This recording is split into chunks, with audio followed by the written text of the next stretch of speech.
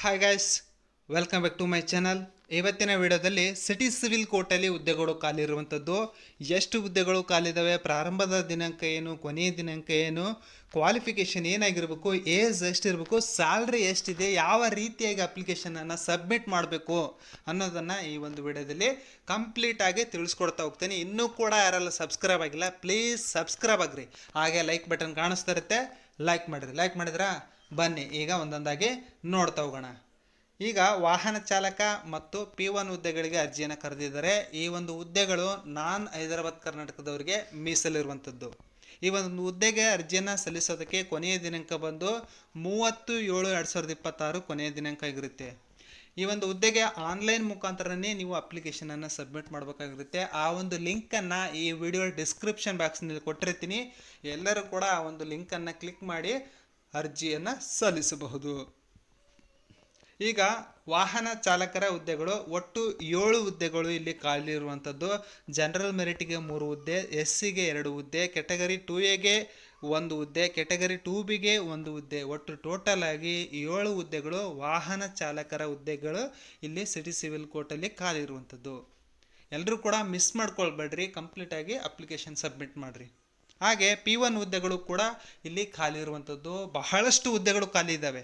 ಒಟ್ಟು ಟೋಟಲ್ ಆಗಿ 81 ಹುದ್ದೆಗಳು ಖಾಲಿ ಇರುವಂಥದ್ದು. ಈ ಒಂದು ಆಪರ್ಚುನಿಟಿನ ಎಲ್ಲರೂ ಕಂಪ್ಲೀಟಾಗಿ ಸದುಪಯೋಗ ಪಡಿಸ್ಕೊಡ್ರಿ, ಯಾಕಂದರೆ ತುಂಬ ಹುದ್ದೆಗಳು ಇಲ್ಲಿ ಖಾಲಿ ಇರುವಂಥದ್ದು. ಜನರಲ್ ಮೆರಿಟಿಗೆ 40 ಹುದ್ದೆಗಳು, SCAಗೆ 5 ಹುದ್ದೆ, SCBಗೆ 4 ಹುದ್ದೆ, SCCಗೆ 4 ಹುದ್ದೆಗಳು, STಗೆ 3 ಹುದ್ದೆ, ಕೆಟಗರಿ 1ಗೆ 3 ಹುದ್ದೆ, ಕೆಟಗರಿ 2Aಗೆ 12 ಹುದ್ದೆಗಳು, ಕೆಟಗರಿ 2Bಗೆ 3 ಹುದ್ದೆಗಳು, ಕೆಟಗರಿ 3Aಗೆ 3 ಹುದ್ದೆಗಳು, ಕೆಟಗರಿ 3Bಗೆ 4 ಹುದ್ದೆಗಳು. ಇದೊಂದು ಗುಡ್ ನ್ಯೂಸ್ ಆಗಿರುತ್ತೆ, ಯಾಕಂದರೆ ಇಷ್ಟೊಂದು ಹುದ್ದೆಗಳು ಕಾಲ್ಫರ್ಮ್ ಆಗಿರೋದು ನಿಮ್ಮ ಲಕ್ ಅಂತಲೇ ಹೇಳ್ಬೋದು. ಎಲ್ಲರೂ ಕೂಡ ಅಪ್ಲಿಕೇಶನನ್ನು ಸಬ್ಮಿಟ್ ಮಾಡಿರಿ. ಯಾರೂ ಕೂಡ ಅಪ್ಲಿಕೇಶನ್ ಹಾಕೋದಕ್ಕೆ ಹಿಂಜರಿಬೇಡ್ರಿ. ಇದೊಂದು ಒಳ್ಳೆಯ ಆಪರ್ಚುನಿಟಿ. ಈಗ ಕಂಪ್ಲೀಟ್ ಇನ್ಫಾರ್ಮೇಷನನ್ನು ನೋಡಿದ್ವಿ. ಈಗ ಮೋಡ್ ಯಾವ ರೀತಿಯಾಗಿ ರಿಕ್ರೂಟ್ಮೆಂಟನ್ನು ಮಾಡ್ಕೊಳ್ತಾರೆ, ಆನ್ಲೈನ್ ಮುಖಾಂತರ ಅಪ್ಲಿಕೇಶನನ್ನು ಕರೀತಾರೆ. ನಿಮಗೆ ಡ್ರೈವರ್ಗಳಿಗೆ ಮತ್ತು ಈ ಒಂದು P1ಗಳಿಗೆ ಇಂಟರ್ವ್ಯೂ ಮಾತ್ರ ಇರುತ್ತೆ, ಯಾವುದೇ ರೀತಿಯಾದಂತಹ ಎಕ್ಸಾಮನ್ನು ಕಂಡಕ್ಟ್ ಮಾಡೋದಿಲ್ಲ. ಆನ್ಲೈನ್ ಮುಖಾಂತರ ಅಪ್ಲಿಕೇಶನ್ ಹಾಕೋದಕ್ಕೆ ಪ್ರಾರಂಭದ ದಿನಾಂಕ ಬಂದು 1/7/2026 ಪ್ರಾರಂಭದ ದಿನಾಂಕ ಆಗಿರುತ್ತೆ. ಅದೇ ರೀತಿಯಾಗಿ ಕೊನೆಯ ದಿನಾಂಕ ಬಂದು 30/7/2026 ಕೊನೆಯ ದಿನಾಂಕ ಆಗಿರುತ್ತೆ. ಈ ಒಂದು ಹುದ್ದೆಗಳಿಗೆ application fees 300 rupees general merit ಅವರಿಗೆ, GM ಕ್ಯಾಂಡಿಡೇಟ್ಗೆ 300 ರೂಪಾಯಿ ಇದೆ. ಅದೇ ರೀತಿಯಾಗಿ 2A 2B 3A 3Bಗೆ 150 ರೂಪಾಯಿ ಅಪ್ಲಿಕೇಶನ್ ಫೀಸ್ ಇದೆ. ಅದೇ ರೀತಿಯಾಗಿ SC ST ಮತ್ತು ಕೆಟಗರಿ 1, ಆಮೇಲೆ ಡಿಸಬಿಲಿಟಿ ಅಂದರೆ ಫಿಸಿಕಲ್ ಹ್ಯಾಂಡಿಕ್ಯಾಪ್ಡ್ ಇರ್ತಾರಲ್ಲ ಅಂಥವ್ರಿಗೆ ಯಾವುದೇ ರೀತಿಯಾದಂತಹ ಅಪ್ಲಿಕೇಶನ್ ಫೀಸು ಇರೋದಿಲ್ಲ. ಅದನ್ನು ನೋಡಿಕೊಂಡು ನೀವು ಏನು ಮಾಡಬೇಕು, ಅಪ್ಲಿಕೇಶನನ್ನು ಸಬ್ಮಿಟ್ ಮಾಡ್ಬೋದು. ಈ ಒಂದು ಡ್ರೈವರ್ ಹುದ್ದೆಗಳಿಗೆ ಸಂಬಂಧಪಟ್ಟಂತೆ ಸ್ಯಾಲ್ರಿ ಎಷ್ಟಿದೆ, 34,100 ರೂಪಾಯಿವರೆಗೆ ಬೇಸಿಕ್ ಪೇ ಸ್ಯಾಲ್ರಿ ಇರುತ್ತೆ. ಒಟ್ಟು ಟೋಟಲ್ ಆಗಿ 40,000 ಪ್ಲಸ್ ಸ್ಯಾಲ್ರಿ ಇವರಿಗೆ ಪ್ರತಿ ತಿಂಗಳು ನೀಡ್ತಾ ಹೋಗ್ತಾರೆ. P1 ಹುದ್ದೆಗಳಿಗೆ ಸಂಬಂಧಪಟ್ಟಂತೆ ಸ್ಯಾಲ್ರಿ ಎಷ್ಟಿದೆ ಅಂತಂದರೆ ಬೇಸಿಕ್ಕು 27,000 ರೂಪಾಯಿ ಬೇಸಿಕ್ ಇದೆ. ಓವರಾಲ್ ಆಗಿ ಒಂದು 32,000 ಪ್ಲಸ್ ಸ್ಯಾಲ್ರಿ ಇವರಿಗೆ ಪ್ರತಿ ತಿಂಗಳು ನೀಡ್ತಾ ಹೋಗ್ತಾರೆ.